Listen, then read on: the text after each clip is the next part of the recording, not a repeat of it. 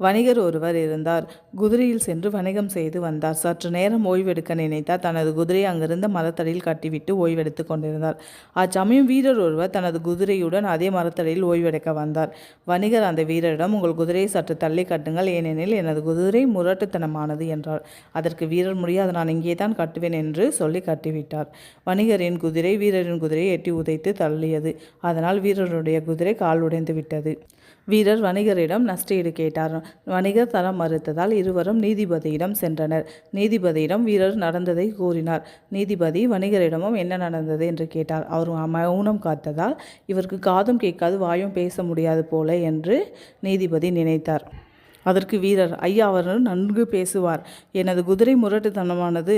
உன் குதிரை அருகில் கட்டாமல் தூரத்தில் கட்டு என கூறினார். நான் தான் கேட்கவில்லை என்றார். நீதிபதி, வணிகர் எதுவும் பேச தேவையில்லை, நீயே உனது குற்றத்தை ஒப்புக்கொண்டால் வணிகர் உனக்கு நஷ்டஈடு